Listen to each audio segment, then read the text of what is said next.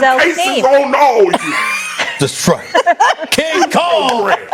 24-hour lockdown. All right, America's team is where we begin. Polly, get a hold of this guy. There's a lot of delays. We're a little on the struggle bus right now. Micah Parsons' contract situation continues to loom over Dallas as he still remains without a new deal during a star-studded blue carpet premiere of the Netflix documentary America's Team, The Gambler and His Cowboys. Late last night in Hollywood, Hall of Famer Michael Irvin and owner Jerry Jones had some interesting comments about Parsons. Let's listen. I would appreciate it more if he just get the Michael Parsons deal done. That's what I told him over here. I told everybody I appreciate Jerry more if he gets Michael Parsons deal done. Would it be a bigger risk to pay or trade Micah? You talk about risk. You know about risk as far as it is today. All of it's a risk. Right. Okay, I don't want to kill the great mood you're in, Marcus. But would it be a bigger risk paying or trading Micah?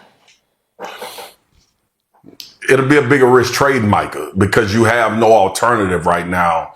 And it would also signal to everybody that you're not serious about at least putting your best foot forward to try to compete, to try to win a Super Bowl and get in the playoffs and make a deep run. That is the now, right? There is always trade packages that can happen, Molly Q, that people will be like, okay, man, we got a haul. Hopefully we can start building and put this team in the right direction.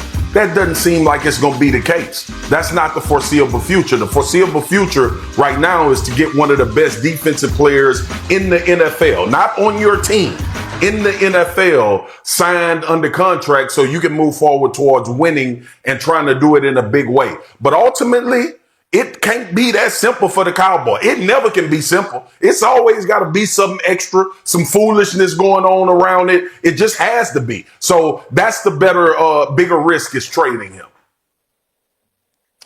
I agree with Marcus because what was the plan? What was the reason? What was the reason that we knew Micah would want money early in the offseason? And we knew this was even coming down the pike last year. We talked about how Dak had to get paid, CD had to get paid, and Micah as well. Trading him at this point makes me question, well, if trading him was really an option for you guys, why didn't you just do it in March? Why didn't you just do it before the draft, during free agency when you can get a haul? Everything about the Cowboys, when I talk to people around the league, they always say the Cowboys make no sense. They always say, why do they let Jerry Jones get in front of a mic? Because when he does, he makes the situation worse for his players, and the things he says doesn't make any sense. And I find that with this team, if you follow these beat writers in Dallas, Dak, it looks good in practice. We should be excited about George Pickens and CeeDee Lamb getting on the field together. There are other things, football things we should be talking about.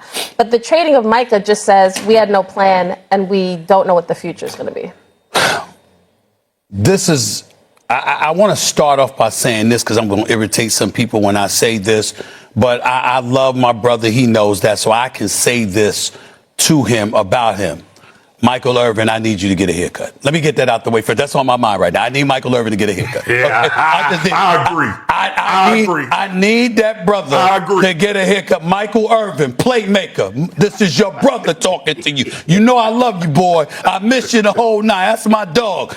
I need him to get a haircut. I get rid of that damn hairdo. That's number one. Because it's hard to take you seriously when you're looking like that. That's number one. Number two, here's the deal. He's right. He's absolutely right. You know, get Micah Parsons signed. Make no mistake about it. When we talk about the bigger risk of trading Micah Parsons, here's why it's the bigger risk. Who's he going to go to if you do trade him? Who's he going to go to if he forces his way out and y'all can't reach some kind of accord? This is the National Football League. Listen, I know you don't want him to. I know that you'll do everything you can to prevent it from happening. Don't let that brother get in the Eagles uniform. He's from Pennsylvania. Don't let him get in the Eagles uniform. Oh, Lord have mercy. Please, that cannot happen. Don't do that. That cannot happen, okay? So, of course, it's a bigger risk. No. It's a bigger risk in that regard. But it is important to bring this up. What's your cap situation, you the Dallas Cowboys? With Dak, with CeeDee Lamb, these boys, I mean, you already got about damn near $200 million committed to 3 players. How much cap space are you going to have once you sign Micah Parsons? You're talking about a situation, even when the cap gets elevated next year, assuming that Micah Parsons gets signed, you're going to have about 50 million or so for 45 other players, considering how bad their cap situation is. That's problematic for the Dallas Cowboys, and that's why when you look at trading Parsons, although it's something that I would strongly advise against, I think the brother's a stud. You want to keep him because he's a stud. Who knows if Jerry Jones is thinking there's a boatload of assets I'd be able to get for Micah Parsons. I believe it's not worth it. I believe you keep him, you sign him. He's a stud. He personifies what Jerry wants the Cowboys to be. We believe in this brother. But Jerry might be looking that way because of how bad of a job he has done in terms of positioning the Cowboys cap-wise. And he might not have much of a choice. There you go, S.A. Jerry could there you go. That's what I was waiting on. Jerry could also be looking at this situation and saying, we haven't won with Micah, which, Swagoo and I talked about it earlier on Get Up. They haven't won with him there. It hasn't resulted in the type Jerry hasn't won with anybody in 30 years. That's not my logic. I'm saying Jerry could be saying that there's a risk in paying this guy. None of it makes logical sense, though, because, S.A., to your point, if he's looking at Micah and saying, you know what, I could get a haul, he could have gotten a haul in March. Why are we 3 weeks away from September and we're at a point where he hasn't paid him yet? What is the logic?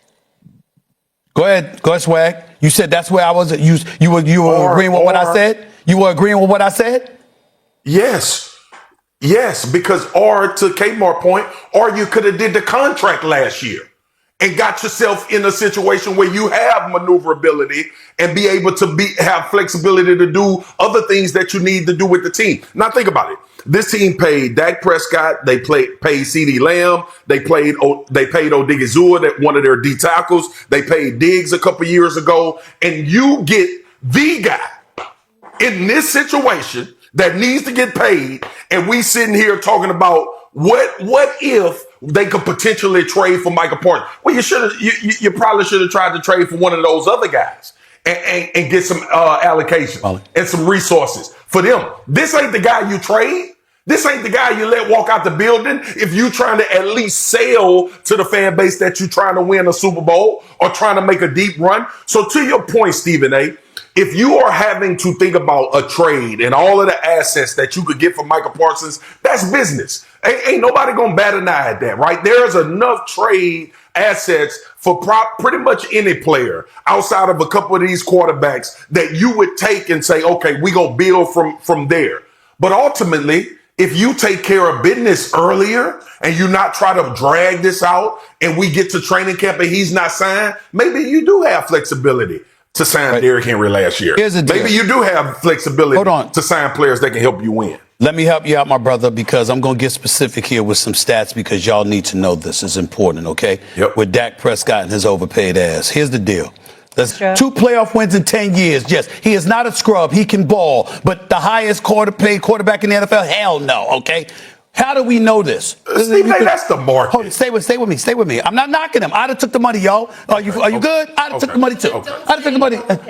But damn it, 2 playoff wins in 10 years. That's where I'm at. Don't say overpaid. Can you hear me now? 2 playoff wins in 10 years. That's what I said. Now, the brother can play in a